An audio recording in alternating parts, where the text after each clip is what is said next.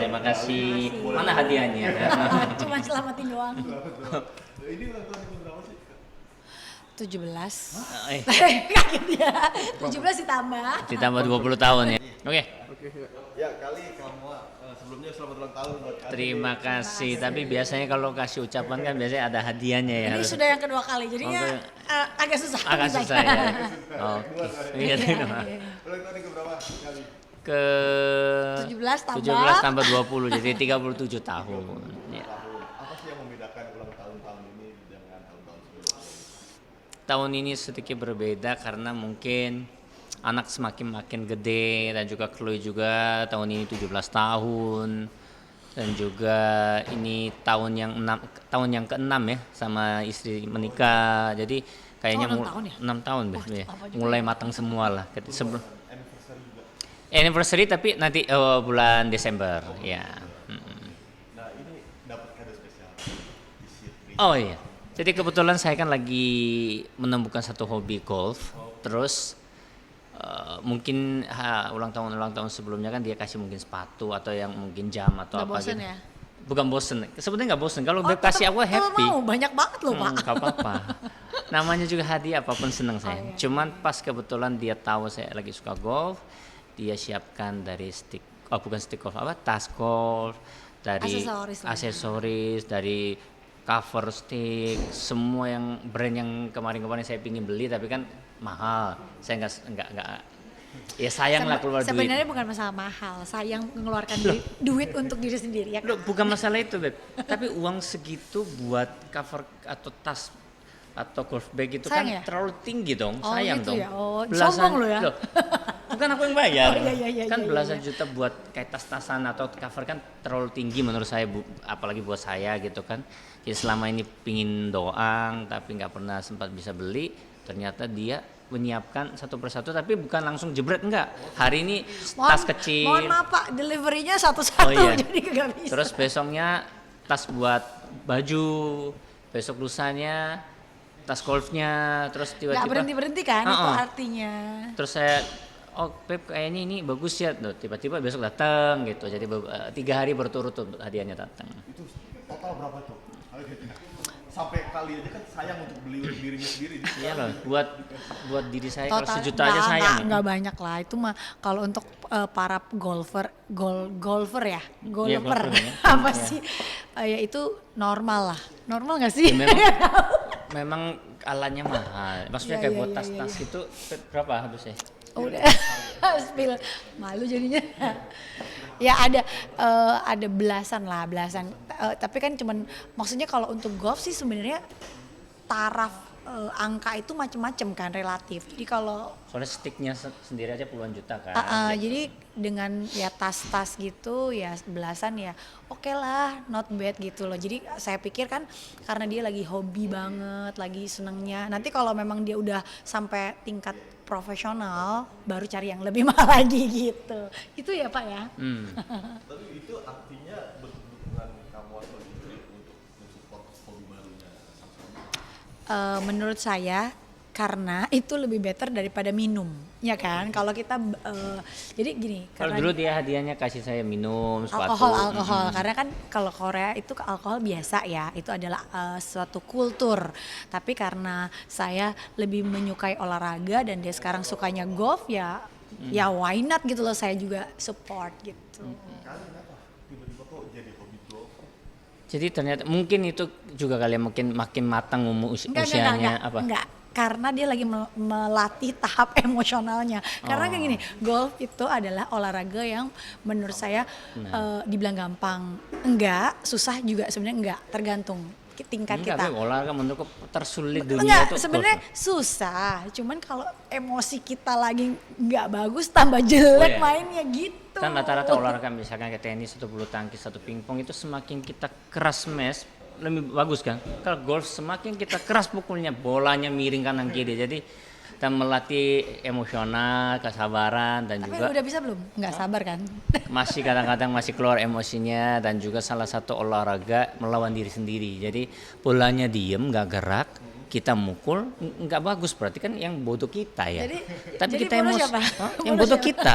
Kadang-kadang kalau olahraga lain kita lawan orang, kan orangnya hebat, ya belum tentu kita bodoh kan, itunya hebat. Ini enggak, bolanya diem, kita nggak bisa mukul, berarti kitanya bodoh gitu. Jadi olahraganya sedikit berbeda, jadi mungkin merasa tertantang, dan juga memang sekarang kan lumayan ketemu orang-orang yang mungkin bisnis juga gitu, otomatis semua olahraga mereka main justru golf, jadi mungkin saya juga ikut gitu.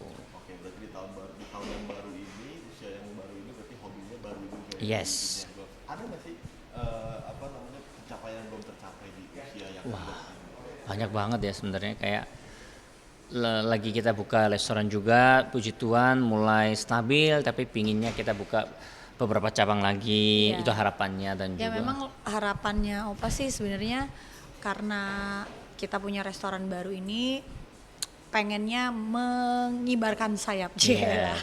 dan, melebarkan bukan mengibarkan ya. dan juga mungkin dalam bisnis yang lain juga pinginnya, kan istri juga kan sekarang lagi kerjasama dengan di nail shop juga, mungkin dia juga bisa menjadi salah satu bos juga, mungkin bisa buka beberapa cabang juga.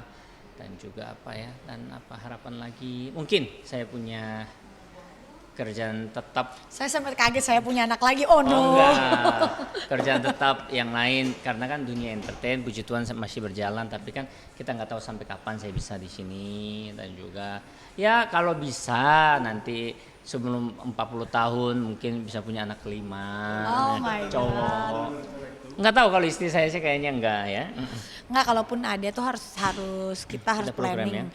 program atau bayi tabung, karena kalau enggak ntar cewek Cewek lagi semua tuh, kayaknya. aduh. Kita memang berdua ini kuat cewek kan, jadi benar-benar. Tapi saya nunggu kesabaran saya dulu, karena kan saya masih belum stabil emosionalnya. Jadi kadang-kadang misalkan baby rame atau mungkin lagi nggak ada me time, itu kadang-kadang masih ada stresnya, kayak bebannya. Kalau saya masih merasakan itu, berarti kan saya belum ready sebenarnya. Jadi pingin tahun ini ke depan mungkin saya bisa lebih dewasa lagi. Mengajar Chloe juga. Ya Chloe juga kan anak saya udah 17 tahun ini, punya pasangan gitu kan. Jadi sebagai papa kan harus Stres ya? sabar. Stres ya? Iyalah, yang ini anakku aku udah susah-susah besarin. Oh nih bahasanya Tiba-tiba ada seorang laki-laki kan. kan Iya. udah mulai pacaran. Jadi bapaknya yang stres sempat kemarin tuh, dia saking stresnya dia tuh makanya sempat nulis quote-quote yang dia sampai, karena gini. Enaknya kalau- Kiva bapak enggak ya? Karena anak itu buat dia itu adalah suatu yang agak-agak riskan. Gini kan, anak bawaan saya, dia takut kalau marah salah, nggak dimarahin salah, cara ngasih taunya gimana, sedangkan dia lagi emosi, banyak banget pertimbangan gitu. Jadi apalagi ya statusnya juga kan, memang dia selalu menganggap itu anak Ya bahkan anak lebih kandung. dari anak kandung. Tapi tetap orang di luar kan berbeda gitu aja. Soalnya gini, kalau anak kita ya, anak kandung misalkan, saya menganggap semua anak saya sama, cuman kalau kita salah sama anak kandung ya udah aja salah. Tapi kalau kita sebagai ayah sambung kita kurang tepat atau kurang melakukan yang tepat, pasti makinnya gini, ayah tiri nih, ayah sambung nih, makanya ayah sambung begini nih. Saya nggak suka kata-kata itu, tapi memang status saya kan terpaksa, mau saya mencintai dia lebih dari siapapun, tetap status saya kan nggak bisa berubah. Ya itu, jadi saya pinginnya jangan sampai pandangan orang itu jadi fakta. Pandangan orang itu mau bilang apapun, saya mau pandangan mereka itu salah. Saya bahkan misalkan dari 4 anak saya memang paling cinta ya Chloe. Ya harus terus ya, kita nggak bisa mencintai anak 4-4-nya fair, itu menurut saya mustahil. Kita punya anak sama-sama cinta ya, tapi pasti ada satu anak itu lebih apa ya, kita bisa lebih kayak hati kita lebih kena, karena saya melihat Chloe itu luar biasa dewasanya. Dia sekolah nggak pernah masalah, selalu sekolahnya juga bagus, ke adik-adiknya juga sabar, bahkan dia kadang-kadang kimura khaira, kadang-kadang ya ada sedikit-sedikit Rese. kurang ajar ke kakaknya pun dia bisa sabar. Saya sampai ngomong gini, Chloe, kalau apa jadi kamu, apa ini, bisa jitak nih anak ini. Kan adik-adiknya kadang-kadang kan terlalu berani kan, tapi dia bisa sabar, dia bisa ngajarin piano. Dengan usia 17 tahun yang masa puber begitu, dia bisa sabar sama adik-adiknya, gimana saya nggak cinta gitu loh. Dan juga yang Zoe yang umur 14 beda 3 tahun, dulu dia bisa mandiin adiknya waktu 5 tahun pas maminya lagi bisa sama dedinya gitu. Saya melihat itu ya otomatis saya ya cinta banget sama Terharu. Tapi gimana sih cara pola didik anak-anak kalian gitu? Kan ini beranjak dewasa. Sekarang kan banyak ada orang tua yang sama anaknya itu tidak akur. Kamu cara mendidik anaknya gimana supaya anaknya itu tetap dekat dengan orang tuanya? Kalau dari saya sendiri pribadi adalah ya memang dari rumah kita selalu tanemin ya. Kalau masalah akur nggak akur itu balik lagi ke personal. Jadi saya selalu bilang ke anak-anak, mami sama apa ditugasin sama Tuhan, bertanggung jawab untuk mendidik dan membesarkan.